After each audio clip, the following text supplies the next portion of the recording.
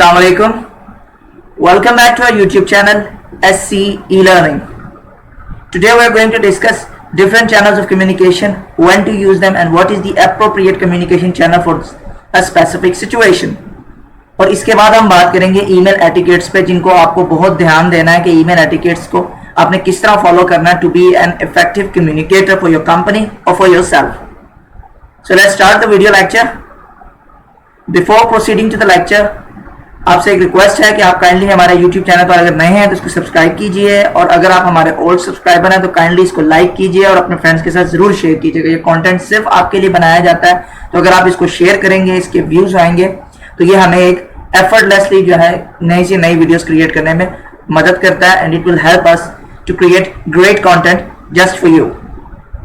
So keep watching our YouTube channel and let's get back to our topic. So today we are going to discuss when to use different channels of communication. किस वक्त आपने कौन सा channel of communication इस्तेमाल करना है, उसकी क्या गाइडलाइंस होगी, आज हम उस पर पहले बात कर लेते हैं.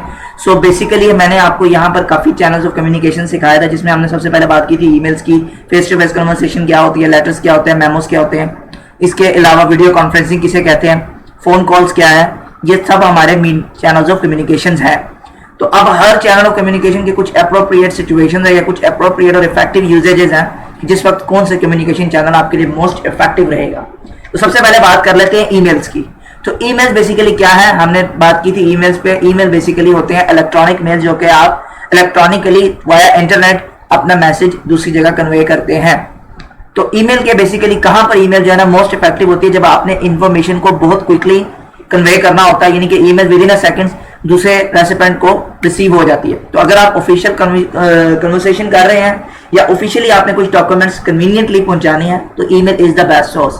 Every business uses emails for many purposes, like for corporate promotions, for business deals, for sending their queries, for receiving queries, for sending orders.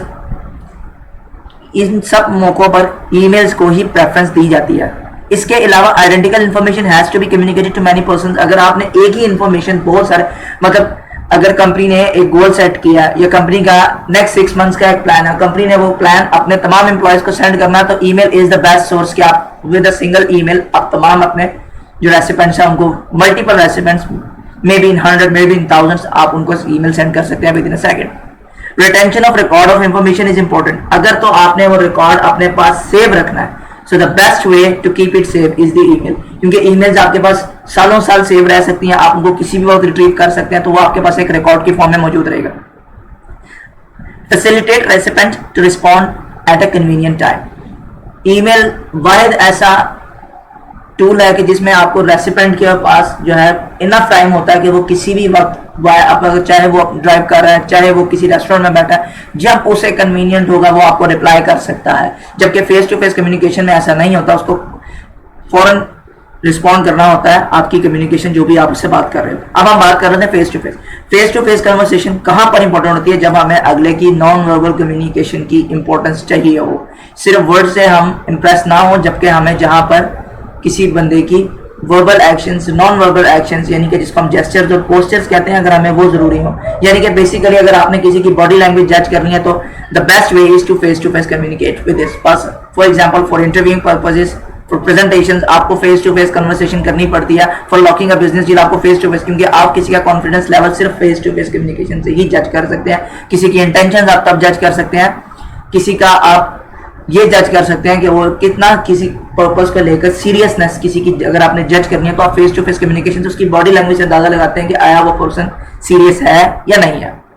Interactive communication requiring prompt exchange of view points. अगर फौरन आपको view point के exchange चाहिए, exchange of persuasive bad news and personal message. अगर आपने कोई personal message किसी को एक्सचेंज करना है, कोई बैड न्यूज देनी है, तो आप उसका रिएक्शन जानने के लिए या उसके रिएक्शन पर उसको हौसला देने के लिए या आप उसको खुशी की खबर को इसको एंजॉय करने के लिए, अगर आपने किसी को खुशी की खबर देनी है तो आप उसका रिएक्शन देखना चाहते हैं, उसको मुबारकबाद देना चाहते हैं, तो उससे best way is face to face communication. Letters क्या होते हैं? बिजनेस में 2 चीजें इंपॉर्टेंट होती है, एक लेटर मेमो और दूसरे नंबर पे आपकी ईमेल्स. जब भी फॉर्मल बिजनेस कम्युनिकेशन की बात आएगी तो ये 3 चीजें नेसेसरी होंगी, ईमेल, कम्युनिकेशन और लेटर. लेटर होते हैं कि जिसमें आप ऑथेंटिकेटेड सिग्नेचर्स किसी के रिक्वायर्ड हो, यानी कि from a CEO, from business owner, ताकि पता लगे this is the authenticity of a document. And number 2 is formal communication with customers, external organisations and officials. Customer से कम्युनिकेशन करेंगे तो लेटर्स चाहिए आपको, एक्सटर्नल ऑर्गेनाइजेशन से कम्युनिकेशन पे लेटर्स चाहिए, ऑफिशियल से अगर आपने कोई भी चीज डिस्कस करनी है तो letters are the best source. इस तरह मेमो क्या होता है? मेमो होता है आपकी एक्सप्लेनेशन ऑफ पॉलिसी, जो आपकी पॉलिसीज हैं या जो आपके प्रोसीजर्स टू द एम्प्लॉयज, आप उसके एक मेमो बना के आप उनको वो सेंड कर देते हो कि ये प्रोसीजर है, इसी तरीके से आपको हमारे साथ चलना है। Dissemination of important information with an organisation, अगर आपने कुछ स्पेसिफिक एक इंपॉर्टेंट इंफॉर्मेशन पूरी ऑर्गेनाइजेशन में एक साथ कम्युनिकेट करें तो memo is the best source. अब हम अगले सोर्स की बात कर लेते हैं, फोन कॉल्स। फोन कॉल्स तब इस्तेमाल करते हैं जब आप फेस टू फेस कम्युनिकेशन को प्रेफरेंस ना दे रहे हो या किसी के साथ आपकी फर्स्ट टाइम कम्युनिकेशन होती है तो बहुत लोग they feel shy to communicate face to face, तो phone call is the best way to conveying और ऑब्टेनिंग क्विक इन्फॉर्मेशन, जब आपको इन्फॉर्मेशन इंपॉर्टेंट भी हो और क्विकली चाहिए हो और फेस टू फेस मीटिंग का आप नहीं कर सकते या कन्वीनियंट नहीं है। No verbal cues are not important. और video conferencing, video conferencing basically it is a combination of phone calls and face to face communication, ये कॉम्बो है। ग्रुप इंटरैक्शन आपको चाहिए और कॉन्शियस और important and members are in different location, जब members different location में हो लेकिन आपको उनकी ग्रुप डिस्कशन चाहिए, आपको उनकी प्रेजेंस भी चाहिए, आपको उनके व्यू पॉइंट भी at a certain point quick view point भी चाहिए, तो video conference is the best source. मुख्तलिफ मल्टीपल सिचुएशंस के लोग एक साथ ज्वाइन होकर अपना व्यू पॉइंट शेयर करते हैं, सेव्स टाइम एंड मनी। एक जगह पर वीडियो एक जगह पर अगर आप कॉन्फ्रेंस या मीटिंग अरेंज करते हैं तो आपको उसके लिए अरेंजमेंट्स करने पड़ते हैं, आपको उसके लिए इक्विपमेंट लाना पड़ता है, आपको जो लोग आएंगे उनकी कन्वेंस का इंतजाम करना पड़ता है, तो ये सबसे बेस्ट और चीपेस्ट सोर्स है कि आप कहीं भी अपनी लोकेशन पे इजीली बैठकर वीडियो कॉन्फ्रेंस अटेंड कर सकते हैं। तो ये तो हो गया हमारे टॉपिक का पहला पार्ट। अब हम जो अगले पार्ट पर डिस्कस करने जा रहे हैं वो कि आपके लिए बहुत इंपॉर्टेंट है, अगर आपने if you are aspiring to conduct your own business या फिर आप किसी बिजनेस के अंदर एज अ कंसल्टेंट ज्वाइन होना चाहते हैं तो उसके लिए आपको जो इफेक्टिव चीज है वो है ईमेल एटिकेट्स का पता होना, क्योंकि ईमेल्स बिजनेसेस में बहुत ज्यादा रैंडमली भी यूज होती है और रैपिड भी यूज होती है। तो हम बात कर लेते हैं ईमेल एटिकेट्स क्या होते हैं।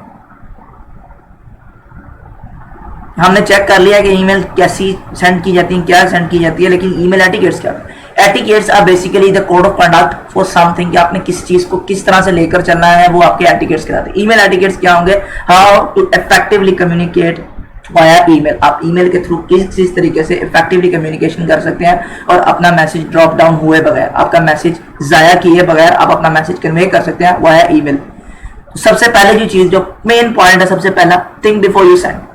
कोई भी ईमेल सेंड करने से पहले आपको सोचना है, क्योंकि एक दफा ईमेल सेंड कर दी गई, जहां पहला पॉइंट आप देख सकते हैं, जो भी ईमेल आप एक बार सेंड कर देते हैं उसको अनसेंड की आपके पास ऑप्शन नहीं होती, and that become an official document. तो ये आपकी प्रोग्रेस को बहुत बुरी तरह से हैक कर सकता है, आपकी प्रोग्रेस को बहुत बुरी तरह से रैम्पर कर सकता है, डैमेज कर सकता है, कि अगर आप ईमेल को प्रॉपरली यूज ना कर सके या यूटिलाइज ना कर सके।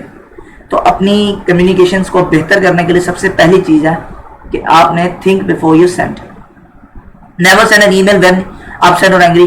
बेसिक पर्पस ये है कि मूड स्विंग्स ना हो जिस वक्त आपको, इसीलिए कहते हैं जब भी आप वर्क एनवायरनमेंट में जाओ तो come with a fresh mind. उसका बेसिक पर्पस ये होता है कि अगर आप एंग्री हैं, अगर आप डिस्टर्ब्ड हैं, तो एक वर्ड इस्तेमाल किया जाता है राइटिंग स्किल्स के अंदर, इंशाल्लाह हम उस पर भी जरूर डिस्कस करेंगे, कंटेंट राइटिंग के टॉपिक्स पे भी डिस्कशन इंशाल्लाह जल्दी करेंगे। तो उसमें एक चीज इस्तेमाल की जाती है, उसे हम कहते हैं आपका स्टाइल ऑफ राइटिंग भी उसे हम कहते हैं, उसे हम आपका एक्सप्रेशन भी कहते हैं। Expression basically is how you express your feelings, your thoughts, your emotions via words. आप अल्फाज के साथ किस तरह खेलते हैं, किस तरह आप उनको यूटिलाइज करते हैं अपना मैसेज कन्वे करने के लिए, तो वो आपका एक्सप्रेशन होता है। एक एकेडमिक राइटर का एक्सप्रेशन सर्टेनली बिल्कुल ऑपोजिट होता है एक प्रोफेशनल राइटर से। एक प्रोफेशनल राइटर चीजों को प्रोफेशनली स्केल करके प्रोफेशनली स्ट्राइक करता है एट अ सर्टेन पॉइंट, जहां पर उसे मैक्सिमम रिजल्ट गेन करने होते हैं। जबकि एक एकेडमिक राइटर का बेसिक पर्पस राइटिंग का होता है रिसर्च और to convey the research materials. या तो उसका काम होता है रिसर्च कर रहा होता है, either he is doing a research work और he is conveying his research to the people. तो उसके दो ही बेसिक पर्पस होते हैं। तो एक एकेडमिक राइटर का एक्सप्रेशन बिल्कुल डिफरेंट होगा एक प्रोफेशनल राइटर। सिमिलरली एक बिजनेस राइटर का एक्सप्रेशन एक कॉमन राइटर या एक ब्लॉग राइटर की निस्बत बिल्कुल डिफरेंट होता है। बिजनेस राइटर का की पॉइंट होता है टू गेन बिजनेस और to flourish his own business. या तो वो अपना बिजनेस गेन करना चाहता है, कोई नया बिजनेस गेन करेगा, या फिर वो अपने बिजनेस को मजीद बढ़ाएगा। तो जिसे कहते हैं एक्सप्रेशंस। तो यहां पर आपने जब भी आप एक्सप्रेशंस की बात करते हैं तो उसका मतलब होता है आप फ्रेश माइंड के साथ अपना एक्सप्रेशन लिखना है। You could draft an email but then hold off sending it for at least a few hours. एक ईमेल ड्राफ्ट बना लें, उसके लिए कुछ देर उसको रखें। रखने का मकसद क्या है कि आपको उसको रिवाइज करने का टाइम मिलता है, आप उसको रीथिंक कर सकते हैं जब आपका मूड बेटर होगा। Ask yourself how you would interpret the message if you were to receive the message you have just written. अपने लिए हमेशा अपने आप को एक आईना तस्वर कीजिए। जो बात आप करने लगे हैं, जो बात आप लिखने लगे हैं, उसको ऑपोजिट साइड पर आप समझें कि ये बात जो आप कह रहे हैं या बात आप रिसीव कर रहे हैं, आप कंसीव कर रहे हैं, तो आप इस बात को कैसे कंसीव करें। अगर जो बात आप डिलीवर कर रहे हैं या कन्वे कर रहे हैं, सेम बात अगर आप एज ए थिंकर आपको लगता है कि आप कंसीव भी कर रहे हैं, it means your communication is 100% effective. If emailing multiple recipients, ensure the communication is appropriate to all. फर्ज कर लें अगर आपने एक सिंगल ईमेल है, डिफरेंट डिपार्टमेंट में डिफरेंट एम्प्लॉयज लेवल्स को, different executives, managerial level, non managerial levels के एम्प्लॉयज को आप सेंड करें, तो उसमें जो इंफॉर्मेशन लिखी है, either it is secret for someone, either it is appropriate for some. For example, आपने वो मेल एक लो ग्रेड मैनेजर के लिए लिखी थी, ठीक है, क्या वो ईमेल आप सीईओ को फॉरवर्ड कर सकते हैं? या आपने उसमें हाई रेट टेक्निकल इंफॉर्मेशन लिखी है, क्या वो आप अपने रिसेप्शन डिपार्टमेंट को या अपने क्यूरी कंट्रोल डिपार्टमेंट को सेंड कर सकते हैं वो टेक्निकल इंफॉर्मेशन जो कि आपने टेक्निकल बोर्ड को सेंड करनी थी? तो इन चीजों का भी ध्यान रखना। Hold off entering the recipient's email address until you have finished composing an email. जब तक ईमेल कंपोज ना हो, किसी भी सूरत आपको अपने रेसिपिएंट्स को एंटर नहीं करना चाहिए। ये एक छोटा सा ट्रिक है। क्यों? क्योंकि जब आप ईमेल कंपोज कर रहे होते हैं, मे बी आपने रेसिपिएंट्स एक बार लिख लिया, उसके बाद आप सिर्फ ईमेल कंपोज, तो मे बी कुछ इन्फॉर्मेशन जो कि सर्टेन रेसिपिएंट को आपको नहीं भेजनी थी, आपको याद नहीं रहा उसको वहां से निकालना या रिमूव करना, और आपने वो ईमेल को सेंड कर दिया, तो it may be a security risk for you and your company. तो इसलिए पहले मैसेज टाइप कीजिए, फिर उस मैसेज के अप्रोप्रिएट जो लोग हैं आप उनको ईमेल सेंड कीजिए। Email is unsecure and never private. Email एक वो प्लेटफॉर्म है जो कि अनसिक्योर भी है और प्राइवेट नहीं हो सकता। Emails can be forwarded send to the wrong recipient by mistake और वर्स हैक्ड। रॉन्ग रेसिपिएंट को जा सकती है, हैक हो सकती है, तो ये एक प्राइवेट मैसेज प्लेटफॉर्म नहीं है। कंसीडर अ पर्सनल मीटिंग और phone call instead of communicating particularly sensitive information. Email के थ्रू आप टाइम बता सकते हैं, मीटिंग का टाइम डेट है, और एक एजेंडा बता सकते हैं मैक्सिमम। आप अगर ज्यादा ज्यादा भी कुछ सिक्योरिटी इशू है तो आप सिर्फ ये दो चीजें शेयर करें। उसके बाद जो भी इंफॉर्मेशन, सीक्रेट इंफॉर्मेशन है, कंपनी के प्लान्स हैं, आपके गोल्स हैं, वो आप फेस टू फेस या पर्सनल मीटिंग के थ्रू ही डिस्कस करें। That is the most secured way. Be careful and forwarding और रिप्लाइंग टू ऑल। जब आप मैसेज, सेम बात जब हमने ऊपर बात की थी, जब आपने मल्टीपल रेस्पोंडेंट को मैसेज फॉरवर्ड करना है या रिप्लाई करना है, तो आपको केयरफुल होना है कि क्या कंटेंट जो आप रिव्यू कर रहे हैं या जो कंटेंट आप जिसका रिप्लाई दे रहे हैं, क्या वो उन सबके लिए बेहतर है, उसमें कोई कॉन्फिडेंशियल बात तो नहीं है कि जो किसी को नहीं फॉरवर्ड की जानी चाहिए। Careful not to reply to all when you only mean to reply to the sender. या तो अगर आपने कोई एक मैसेज जो सबको सेंड किया हुआ था, उसका रिप्लाई आया किसी पर्टिकुलर रिस्पॉन्डर का, तो क्या आपको उसको रिप्लाई ऑल करना चाहिए कि सिंपल पर्टिकुलर मैसेज को, पर्टिकुलर रिस्पॉन्डेंट को आपको रिप्लाई करना चाहिए? तो always reply to the particular respondent जिसने आपसे क्यूरी आस्क किया।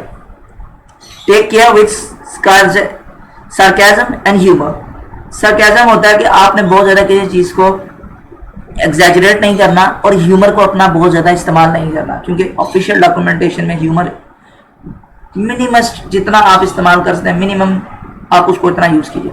Body language and tone of voice are lost over email. Email के ऊपर आपकी, तो even emotion is much more diluted than during face to face communication. तो आपके emotions भी डाइल्यूट हो सकते हैं। तो therefore something that may appear funny through alternative channels of communication can appear offensive in an email, causing misunderstandings and hurt feelings. तो कोई चीज़ जो आप मजाक एक दूसरे के फेस टू फेस कर सकते हैं, अगर वो चीज़ आप ईमेल में करें तो मे बी अगले को समझ ही ना आए रेसिपिएंट को आपके, तो वो उसको बुरा मान सकता है। तो उसके लिए आपके लिए वो इफेक्टिव नहीं रहेगा, वो आपकी बल्कि कम्युनिकेशन को डिस्टर्ब कर। To that crude jokes and insulting language is really welcome by any recipient. कोई भी रेसिपिएंट, अगर आप खुद भी हो तो आप अपने लिए कोई भी इस किस्म का लेम जोक एक्सेप्ट नहीं करेंगे। In case of business communication तो आप बिल्कुल ही नहीं इस चीज को प्रेफर करेंगे। Use clear and standard grammar and punctuation. Clear grammar का मतलब ये होता है कि जो standard rules of grammars world wide चल रहे हैं, जो सबके लिए यूनिवर्सल रूल्स हैं, आप उन रूल्स को फॉलो करें। पंक्चुएशन का बहुत ध्यान रखें, क्योंकि बाज़ औक़ात आपकी पंक्चुएशन बहुत कुछ, क्योंकि आप ना तो अपना जेस्चर शो कर सकते हैं, ना आपने पोस्चर शो कर सकते हैं। आपका टोटल मैसेज जो भी है वो वर्बल मैसेज है, वो रिटर्न मैसेज है, और रिटर्न मैसेज में जो भी होगा वो आपकी पंक्चुएशन ही उसको, अगर आपने मार्क्स ऑफ एक्सक्लेमेशन गलत इस्तेमाल किया, क्वेश्चन मार्क गलत जगह इस्तेमाल किया, फुल स्टॉप गलत जगह इस्तेमाल किया, तो आपका कम्युनिकेशन लेवल बिल्कुल ही टूट जाएगा।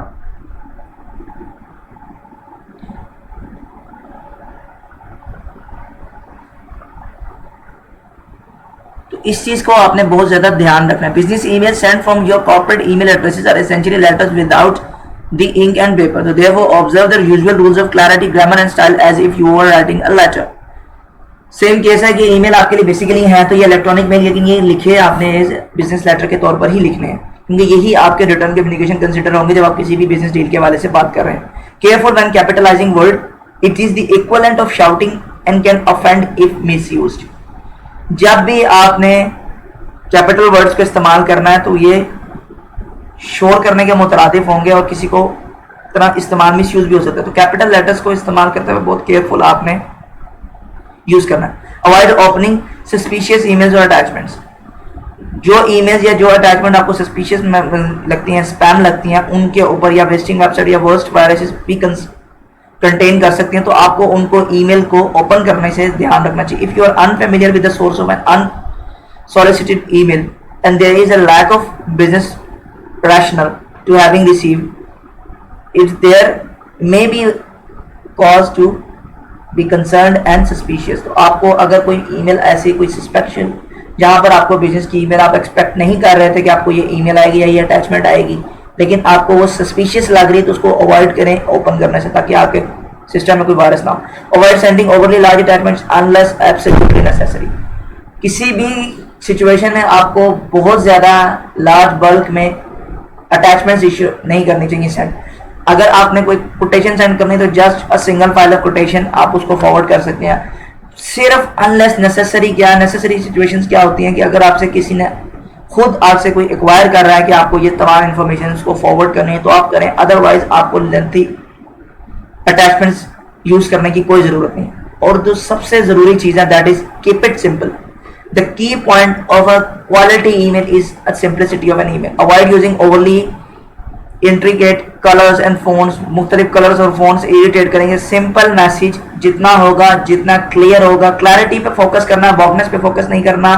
आपको प्रेजेंटेशन पे से ज्यादा ग्रामेटिकल मिस्टेक्स नहीं होनी चाहिए, आपकी कम्युनिकेशन क्लियर होनी चाहिए, आपका जो मैसेज है वो 100% आप एब्जॉर्ब कर सकते हैं, दूसरा एब्जॉर्ब कर सकता है। So that 3 things matters. It doesn't matter what font you're using, it doesn't matter what colors are you using. So आपको सिंप्लिसिटी पे फोकस करना है। आई होप आपको आज का टॉपिक पसंद आया होगा और आपने इसको काफी बेहतर तौर पर अंडरस्टैंड कर लिया होगा। अगर आपको ये वीडियो पसंद आई है तो काइंडली इस वीडियो को लाइक कीजिए, अपने फ्रेंड्स के साथ शेयर कीजिए और हमारे चैनल को लाजमी सब्सक्राइब कीजिए। और अगर आप किसी टॉपिक पे वीडियो चाहते हैं तो काइंडली कमेंट कीजिए। आपके कमेंट्स का हमें इंतजार रहता है। आपके कमेंट्स ही बेहतर हमें गाइड कर सकते हैं कि हमें किस टॉपिक पे वीडियो बनाने चाहिए और किस तरह से वीडियोस बनानी चाहिए।